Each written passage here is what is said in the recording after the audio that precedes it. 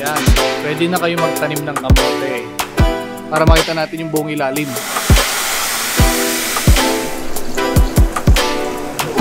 Diba? Malasang malasa. Peanut butter. Gus na yan, minsan. Sobra. Kailangan niya ng kayurin.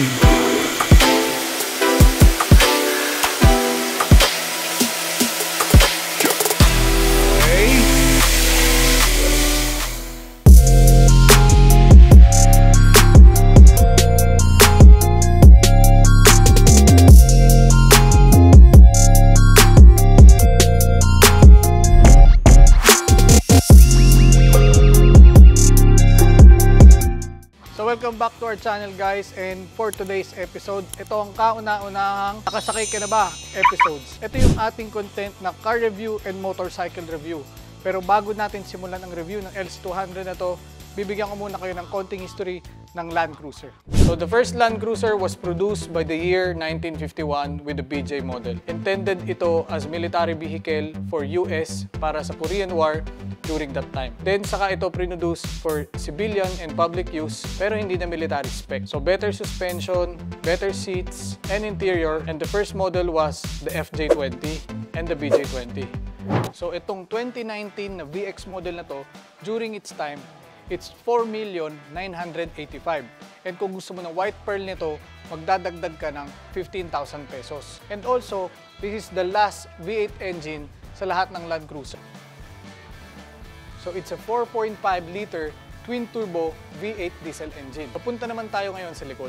Okay, so dito tayo sa likod. As you can see, LED tail lights, Land Cruiser chrome garnish, VX badge, V8 badge, rear cameras, and meron tayo ditong tow hook which has a 10 tons pulling capacity. So ito ang maganda dito sa Land Cruiser na to compared dun sa LC300 which is the split tailgate. Ito din kasi yung sa LC80 and yung mga ibang Land Cruiser. So pagdating ng LC300, hindi na ganito yung tailgate. Dito sa likod, as you can see, maluwag siya pag naka-stow yung third row. Pag binaba mo ngayon yung third row,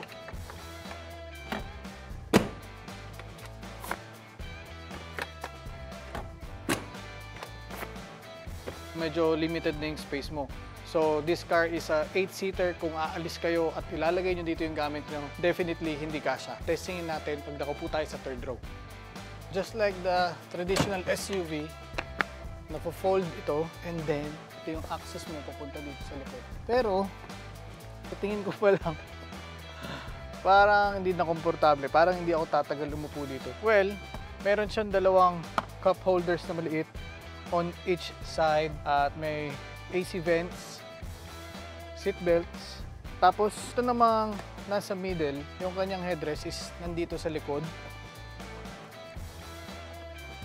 So nandito yung isang headrest. So hindi natin kakabit yan. Feeling ko, ang pwede lang dito is mga kids. So I'm 5'8" and medyo masikip. Hindi siya komportable. Kaya hindi talaga suggested umupo ang adult with like my height dito sa third row. And lalo na pag nakababa to, halos wala ng legroom. Yeah, hindi komportable. Okay, so out from the third row, punta na tayo sa second row. So, mas spacious, mas magandang upuan, and reclinable.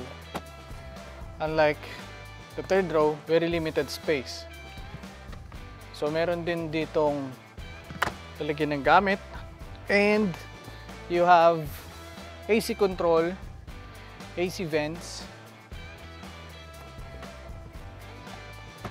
and meron tong armrest with retractable cup holders. And this one, nabubuksan. So, very comfortable. Sarap umupo dito ah. So, pag nakaupo ka dito, alam mo yun, snug na snug. Yung feeling mo, komportable. Maganda yung legroom. Alam ko na-adjust din itong... Oh yeah, na-adjust nga din. So, ito yung sagad. I don't know kung anong purpose nito. Siguro patungan ng pagkain mo or something. Ganun din to, extra storage. And maluwag to even for 3 persons na upo dito. And even ito palang ano niya, second row, ventilated aircon yung kanyang upuan. So, aircon seats. Pwedeng malamig, pwedeng mainit. Andito ang controls. Meron din aircon ventilation dito. Ngayon, naiintindihan ko na kung bakit yung mga negosyante, mga politiko, tuwang-tuwa sa Land Cruiser. Doon na tayo sa premium space, the cockpit. Lipat na tayo doon. So, the best seat is the driver's seat. So, ramdam mo agad yung premium quality feels pag upo mo pa lang dito. So, the leather, all the controls are here. So, start muna natin. So, automatically nag-a-adjust yung steering wheel and upuan with the help of this memory buttons. So, these memory buttons, nasa-set siya. So, meron kang tatlong preset na pwede mong gawin. So, depende sa driver. Also, ganun din ang steering wheel. Dito naman sa cluster gauge niya, makikita mo, para siyang Lexus. So, analog lahat except meron siyang monitor dito sa may bandang gitna. So, may screen siya dyan. And the steering wheel, meron din siya ditong controls, modes for the head unit, the volume, the cruise control we have here. So, simulan natin dito sa head unit. Aftermarket na Pioneer na to. It's a CarPlay capable na kasi. Dahil yung OEM nito medyo laid back, hindi pa available ang CarPlay, kaya in-upgrade. So, dito naman sa ating climate control, we have 4 zone. So, pwedeng iba-iba ang configuration ng air condition sa driver, sa passenger, and dito sa dalawang passenger sa likod. Dito naman tayo sa transmission and sa four-wheel drive options. So, we have the gated shift area. When you say gated, hindi siya diretso. Like the usual na isang diretso lang. Kaya this one is may liko. So, meron din tayo ditong ECT power and ECT second. So, ECT power is electronically controlled transmission. So, ginagamit mo to, pinipindot mo to if you need extra power pag meron kang hino-haul or hinihilang mga trailer. So, ECT second, ginagamit to usually during off-road.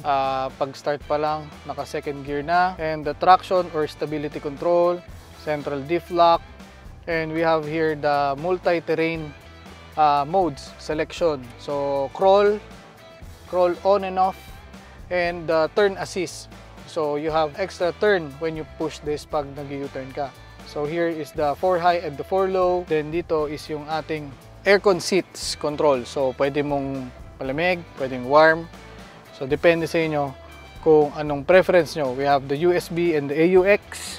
And here, we have the cup holders. So, meron kang dalawang cup holders na malaki. I think, ayan, adjustable siya. And bukod dyan, meron kang storage dito. Dito nakalagay yung remote ng head unit. And here, so meron siyang dalawang lever. This one is para sa cool box. So, we have here a cool box. Hindi siya talaga fridge. It's just a cool box para lang ma-maintain yung lamig ng mga drinks nyo or ng mga food. And here, console box, so storage lalagyan. So meron pang isang button dito which is the idle up. So usually ginagamit to para bumilis uminit yung engine.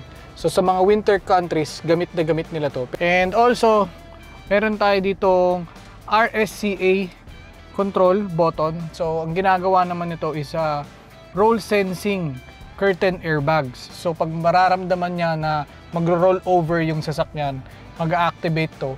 Then magpa-pop yung mga airbags kasi meron tong 10 airbags. Basically, the side mirror controls, which is pag nilagay mo sa reverse, yumuyo ko yung side mirror mo. Maganda rin yung option na yun. One of my favorite features sa sasakyan is the sunroof or moonroof. At ito yung kanyang controls. And we have here the basic map lamp. Yan. Ito pala, ngayon lang ako nakakita ng ganito. So, sun visor, pwedeng naka-cover dito at the same time may isa pang sun visor. So, first time kung makita ng ganito sa sasakyan. So, bago tayo pumunta sa exciting part, which is the drive experience of this LC200, papakita ko lang din sa inyo yung wheelset niya. Napakaganda ng wheelset nito. Let's go! So ito yung napaka-poging wheelset and brake set niya. So, it's a TE37, alam naman ng lahat yan. And it's wrapped with Nitto 420V 305/45/22 na merong AP Racing na Radical Big Brake Kits. So, ang maganda dito sa goma na to, it's all-weather tires with minimum noise. So, isa to sa pinakatahimik na goma na produce ng Nitto tires.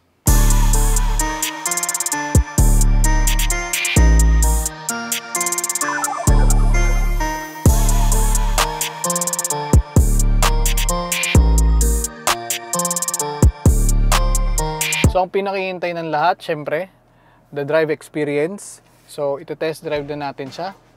Let's go. So, we're now driving the LC200 and syempre, kasama natin si Kamahalan.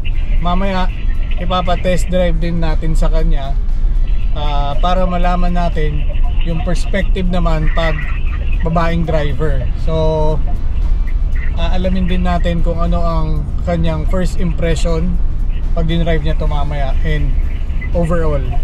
So for me, sanay ako mag-drive ng SUV pero iba yung feeling dito sa Land Cruiser kasi ramdam mo talagang malaking SUV yung dinadrive mo. Dala-dala mo tong LC200. But ang maganda dito, it still give you the premium feels and the rugged, parang ramdam mong ano siya no? Pang off-road pa rin siya, off-road capability niya, ramdam mo pa din Solid, sobrang solid ng suspension niya. Sobrang, parang napaka-rigid niya, alam mo yun, parang napaka-tibay niya. Parang napaka-safe mo sa loob. Then, the power deliberation, talagang pag flinor mo, ibibigay niya sa'yo. So, ramdam mo rin yung V8 power. Talagang hindi mo rin pwedeng biruin. So, dahil Toyota to, wala na tayong masyadong i-explain dahil alam naman natin pag Toyota ang brand ng sasakyan, talagang super reliable sa aircon, sa interior. So for me, napaka all-rounder nitong sasakyan na to. So kahit saan mo dalhin, pang susyalan, pang overlanding, car camping, whatever the purpose mo para sa sasakyan na Land Cruiser, talagang ibibigay niya sa'yo. So yung comfort ng upuan, di ba mami? Yeah. Maluwag siya pati. Yes, napakaluwag niya sa loob. Yes. And kaya yung comfort talaga, di ba? Yun talaga. Yung comfort na ibibigay niya sa'yo, iba. Nandun talaga siya. Kaya sabi ko earlier, hindi na ako nagtataka ngayon kung bakit yung mga negosyante, yung mga politicians, talagang ito yung preferred nilang yung sasakyan. Yung mga professionals talaga, they really love LC. Kasi imagine, even yung presyo nito, tumatagal talaga kasi binili to before was 4,985,000 tapos ngayon nabili to ng 4.6 million. So matining na matining yung presyo niya, kumbaga good investment din siya. So as a passenger, kamusta naman ang experience? Kaya katulad na nagsa-cellphone ka, anong yung feels? Dito mo talaga masasabi na legit passenger princess. Yun. Saka oversize yung upuan niya. Oo, ayun look. Yeah. Usually kasi sa other cars, pagka may bag ako, sinalagay ko sa gilid ko, medyo siksik na ako nun. Eto, I can sit talaga ng maayos and then may bag so may upuan pa yung bag mo? Oo. Which is important. Diba? Tapos, I like this also. Armrest mo talagang, ayun lapad look. Modular armrest kasi meron siyang storage and meron siyang pull box sa loob. Before I thought, ang mga LC pang Thunders. Diba? Umamin ka nung college tayo. Syempre wala pa tayong idea. Kaya nga saktong-sakto tong content na to para sa mga hindi pa nakasakay sa LC200, sa mga nagbabalak bumili ng LC200 or talagang pangarap nila mag-LC200, gusto nilang malaman kung ano yung feels, kung ano yung interior, gusto nilang makita. So, ito yung vlog na yun, ito yung content na yun. This content is for you. Gustuhan ko siya. Saka parang sa labas kasi ikala mo pang lalaki lang Totoo. Pang lalaking professional lang. Tapos may pang mga middle-aged. Yes. Pero hindi pala talaga. Tapos the comfort is really there. So kahit mag-drive ako, usual na dinadrive namin, pinakamalayong dinrive namin in one take is Abra, around 14 hours drive. So feeling ko pag ito dala ko dun, Oh my God, komportable. hindi ka mo stress. Kasi during that time FJ dala namin, so Damo na. hindi naman, comfort is there, but iba to. Hindi, Premium feels talaga. Oo. Kumbaga sa plane, ano ka, si FJ nasa premium economy. Ito, this is the business nasa class. nasa business class ka. Ikaw naman mag-test drive para malaman natin kung ano yung komento. Okay, go. Pilot.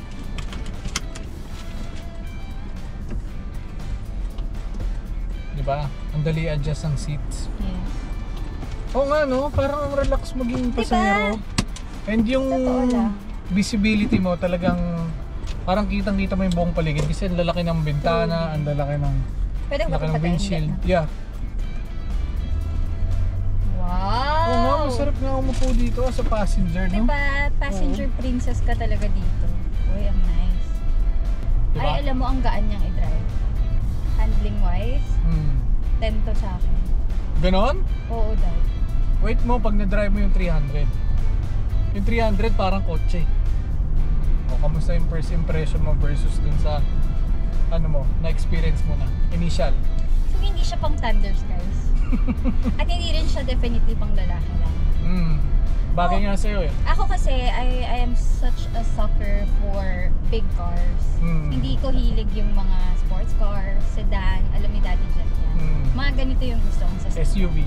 SUV, tapos yung mga forma, Pickup. mga pang lalaki, yan, pickup yan. Okay.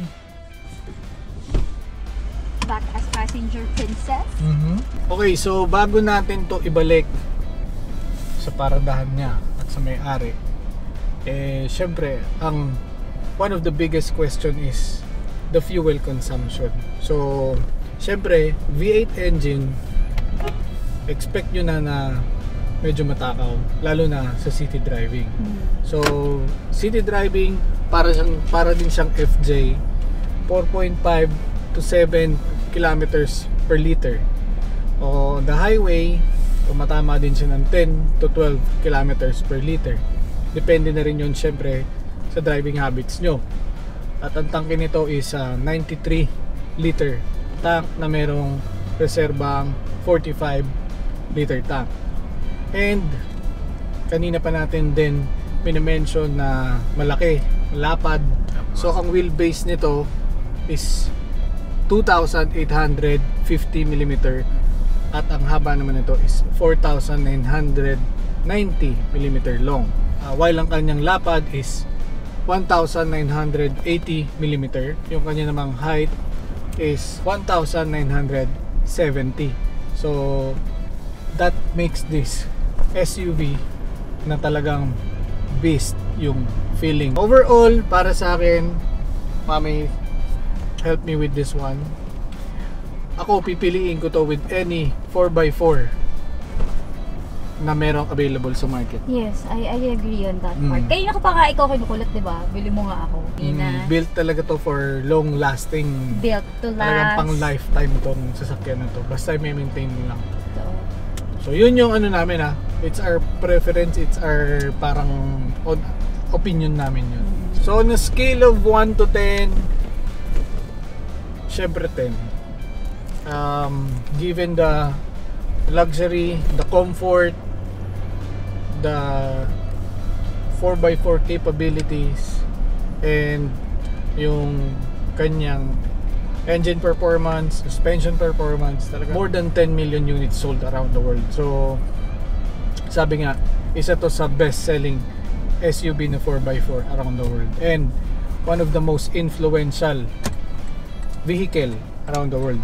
No, also, if you invest in this car, value-wise. Value-wise, Yeah. yun. Isa pa yun. Value-wise. Malaking factor. Value-wise. So that's it for our first ever Nakasakay ka na ba? episode. At ang ating susunod na i-feature, syempre, yung LC300. Uy, exciting din yun. Sasama ka ulit. Oh. Kailangan mo ng perspective ng ano? Syempre. Ng babae, ng wife. Maganda rin yun kasi yung perspective ng mga mommies, ng mga ng mga wife nila. Yan. Oo. So at least hindi lang to pang daddy, 'di ba? Correct. Yung content na to is for everyone. So yun lamang po. Again, maraming salamat po sa panonood ng Jack episodes. And sa mga nakasubscribe po, maraming salamat po sa patuloy na pagsubaybay. And sa mga bagong manonood, welcome po. And sa mga hindi pa po naka-subscribe, don't forget to subscribe, like, follow, and click the bell button para po lagi po kayong updated sa aming mga bagong uploads. Wait, bago tayo matapos, mag-shoutout tayo ng konti, kahit mga 5 lang. Okay, so babati lang po tayo ng mga subscribers natin. Nagpapabati po si Sir Joey Boy Velasco. Sir Joey Boy Velasco from United Kingdom. Yun, binabati ka po namin, Sir Joey Boy. Let's greet Sir Robert Santos. Birthday niya daw. Tapos, ang Happy regalo birthday. ng wife niya at ng mga anak niya is yung merch ni Wow, Jack happy episodes. birthday po, Sir Happy Robert Santos. birthday! Thank you po sa inyong may bahay. Napakaganda po ng napili ng regalo. Tapos may nagpapa-shoutout. Birthday niya daw next year. Sino yan? Sino naman yan? MJ Aguas. Oh, binabati natin si Idol MJ Aguas. Okay. Advance happy birthday. Advance happy birthday for next year. Cholo Shout Pata. out naman, Boss Jack. More power. Cholo Pata 1440. Yan, binabati din po natin yan si Cholo Pata sa kanyang pa-shoutout sa ating episode na to. Yan. For our last shoutout na. For last shoutout si Sir Dong Ocampo of SG Manitoba, Canada. Mga Wow. tropa niyo daw yun sa Manitoba, Canada. Yes. Sir Dong. Greetings po from Shout Jack out Episodes po. and Kamahalan. Maraming salamat po sa panonood. Thank you so much. Thank you so much for watching and see you next episode. Ingat!